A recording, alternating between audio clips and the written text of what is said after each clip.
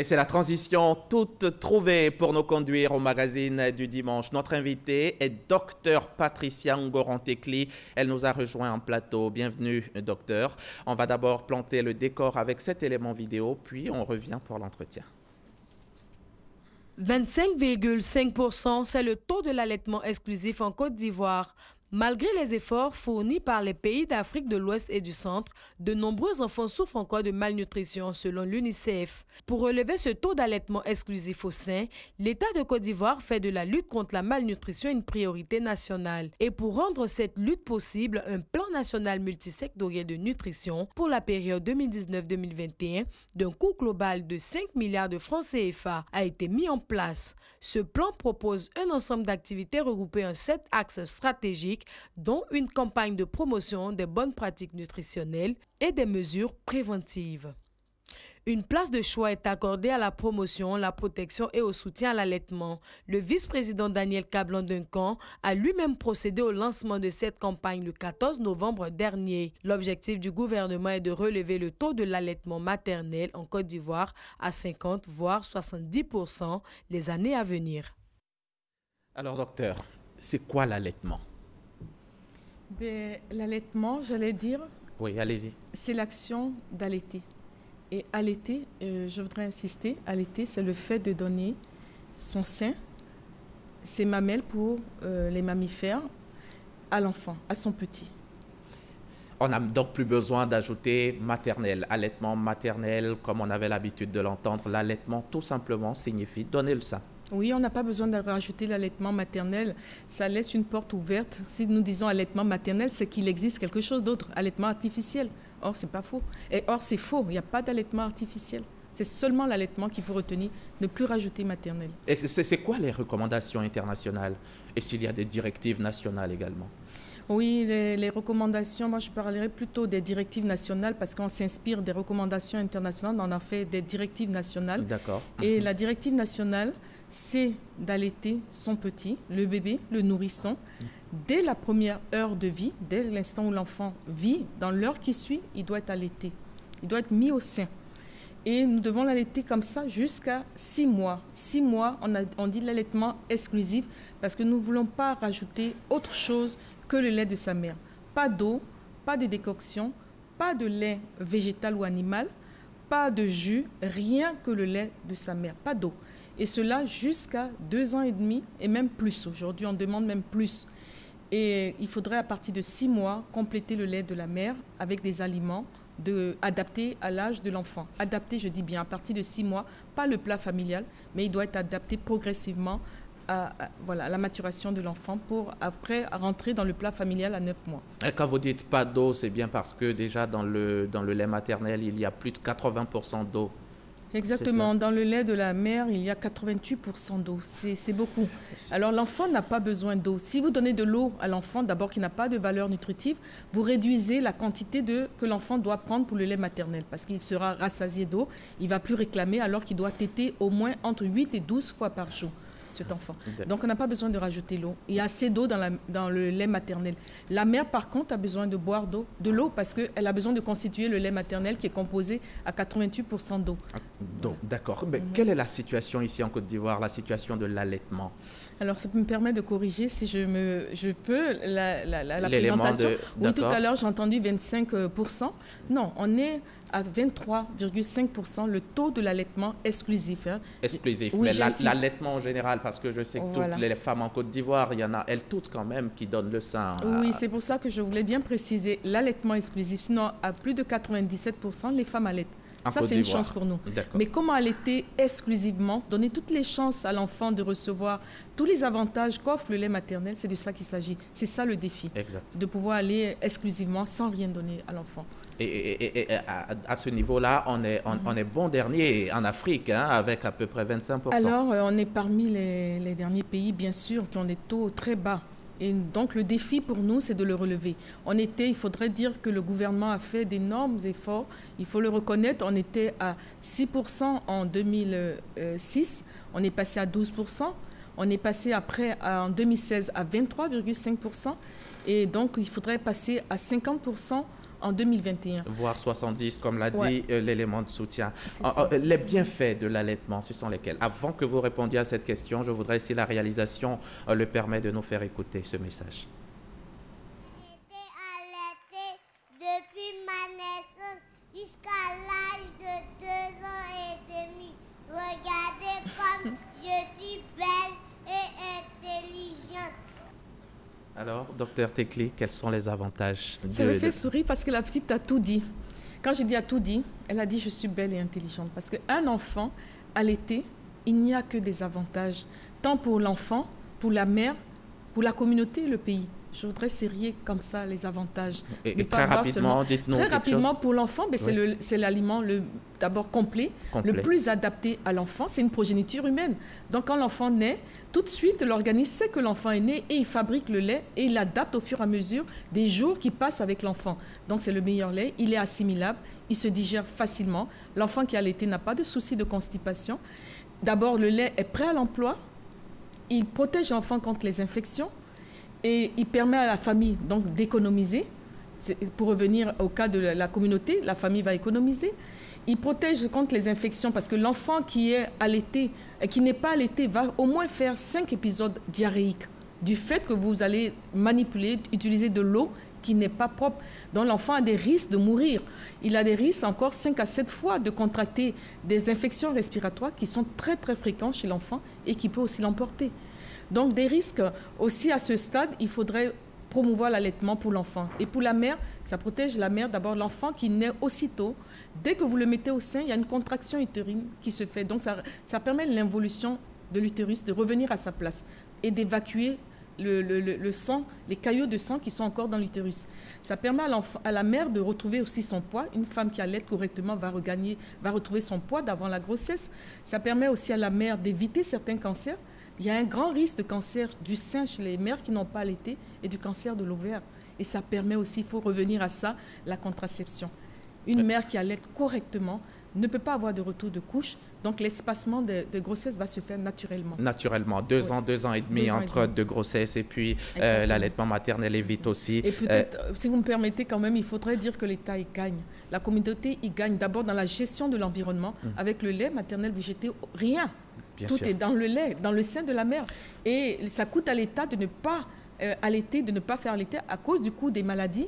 Mais aujourd'hui, on estime au niveau mondial qu'il est perdu non seulement des vies pour la femme, 100 000 vies, et pour les enfants, 600 000 vies par an qui sont perdues. Et par argent, il y a plus de 500 milliards de francs CFA qui sont perdus par jour. Par jour. Oui. Alors pour la Côte d'Ivoire, qui est un pays de la sous-région qui est enregistre de faibles taux, je suppose qu'on perd beaucoup. Beaucoup d'argent. Bon mais il se trouve, docteur, que des nourrissons peuvent refuser le sein. Ça n'existe pas. Ça n'existe pas. D'accord. Et il y a aussi les fondements religieux pour ceux qui... Ça existe. Oui, ça existe et ça me plaît d'en parler parce que, comme vous avez dit, l'enfant ne peut pas refuser. Dès l'instant où la femme a été créée avec un utérus, il va de soi qu'elle va mettre au monde un enfant. Et elle a la nourriture de cet enfant. La nourriture, la meilleure nourriture pour cet enfant, c'est une nourriture d'une progéniture humaine. Ça ne peut être que ça. Donc, vous comprenez qu'il est écrit et quand nous avons trouvé ces fondements, nous sommes à l'aise. Parce qu'il n'y a pas que des fondements scientifiques. Il y a des fondements religieux qui établissent déjà les normes. Et donc, quand vous prenez, moi, je voudrais partir déjà avec le Coran. Je ne suis pas musulmane, mais il faudrait dire que le Coran est fort pour ça. Quand vous prenez la sourate 4, ayat 23, qui est très clair, qui dit... Et ça, c'est la sourate An-Nisa, ce sont les femmes, la sourate les femmes. Ah ben, c'est formidable. Parce que cette sourate dit, si vous avez allaité, si une nourrice a allaité des enfants, qu'ils ont été rassasiés, au moins 5 fois qu'ils ont été allaités et rassasiés, il leur est interdit de se marier. Là, on vient de démontrer que le lait est important, et important dans la fratrie, plus que le sang. Et quand vous arrivez à cette même sourate, j'allais dire la sourate 2, ayat 223, qui dit que vous devez allaiter jusqu'à 2 ans et plus. Donc tout était écrit. Tout à fait, la sourate Al-Baqarah, ça c'est la sourate la vache. Et si vous me permettez, excusez-moi, je voulais revenir aussi à Job, Job 2 qui dit, j'ai trouvé 2 seins maternels où j'ai tété la vie. La vie, c'est tous les avantages que le lait maternel peut donner à l'enfant. C'est vraiment la vie. La vie pour le départ, mais la vie pour l'adulte que nous sommes. Le mauvais départ se donne à la naissance. Si on a raté l'allaitement de l'enfant, on va payer les prix à l'âge adulte de toutes ces maladies chroniques. Tout à fait. Mais il y a une bouillie qui a inondé le marché en ce moment, qu'on appelle la Nango Baka. Vous savez ce que c'est?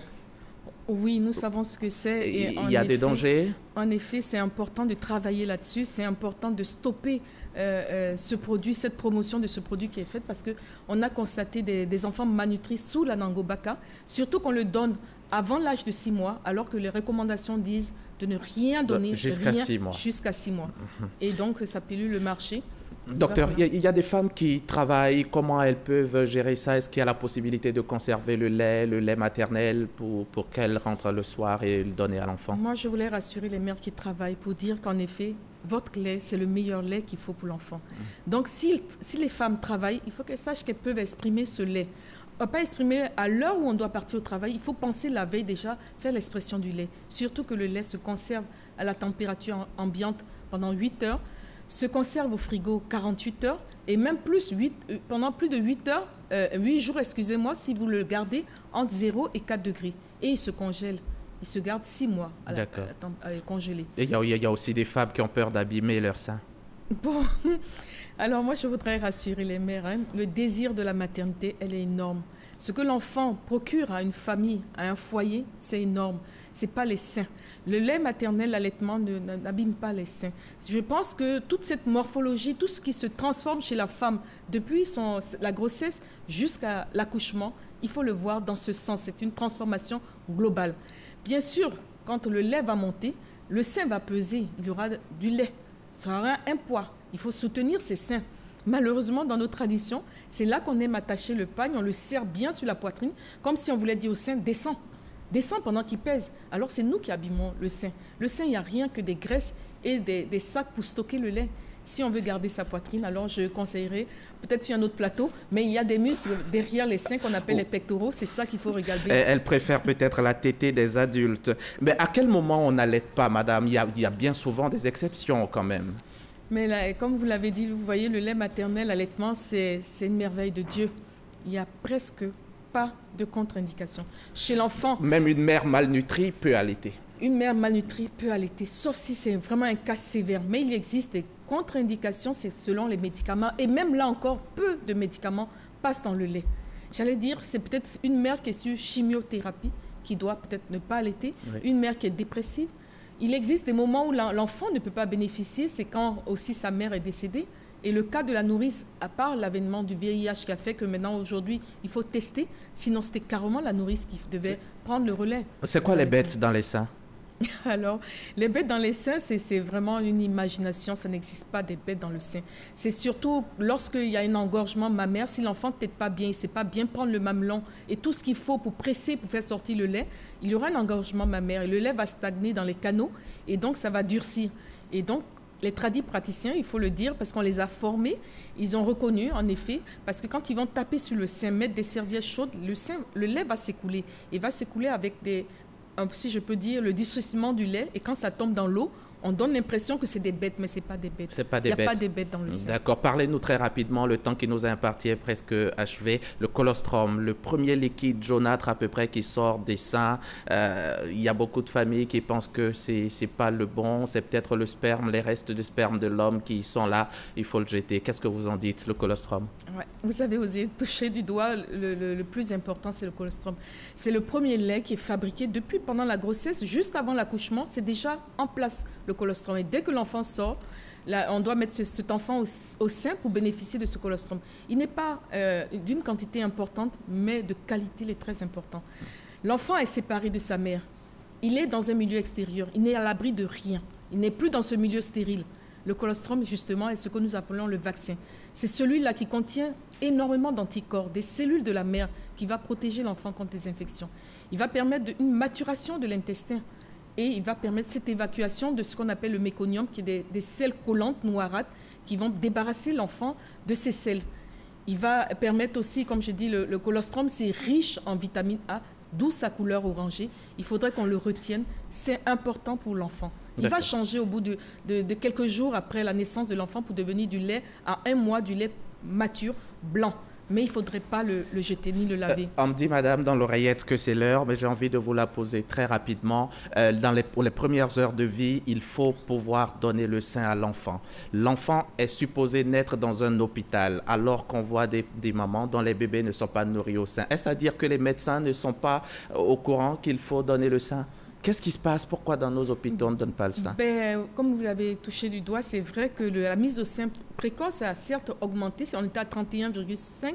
Aujourd'hui, on est à 36. Le niveau est très bas. C'est petit. Oui. C'est encore bas quand nous pensons que le taux d'accouchement assisté dans les centres de santé s'est passé à 74%. Il y a un travail à faire avec les sages-femmes, les agents de santé, surtout que nous avons pris un décret qui réglemente la vente des substituts du lait maternel, donc il interdit la promotion de ces laits dans les centres de santé. Il faudrait que les agents de santé s'y mettent à l'allaitement pour tout le bénéfice que nous gagnons.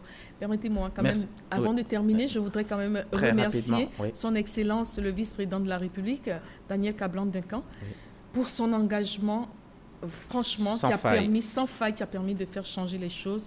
Et aujourd'hui, la preuve, il est reconnu au niveau mondial comme étant le champion de la nutrition. Merci. Et je voudrais aussi saluer le Premier ministre pour l'implication, l'engagement aussi du Premier ministre, du gouvernement, pour ce plan national multisectoriel. Et dans le même temps, le président de la République, Alassane Ouattara, et je rappelle que vous avez initié une caravane de sensibilisation justement de toutes les femmes de Côte d'Ivoire. Merci, docteur Patricia Ngoran-Tekli, la coordonnatrice du Conseil national pour la nutrition, l'alimentation et le développement de la petite enfance. Vous êtes venue nous parler aujourd'hui de l'importance de l'allaitement, le lait maternel essentiel pour la santé, le bien-être du bébé et de la mère. Merci encore d'avoir répondu à notre invitation. Et on l'a compris, le lait maternel ne cesse d'être imité, mais jamais il n'a été égalé. Quant à vous, chers téléspectateurs, j'espère que vous avez pris grand plaisir à nous suivre. Ce magazine, vous pourrez le revoir sur notre application RTI Mobile et sur rti.ci. Vous faites confiance au groupe RTI. Vous faites bien. Bon dimanche.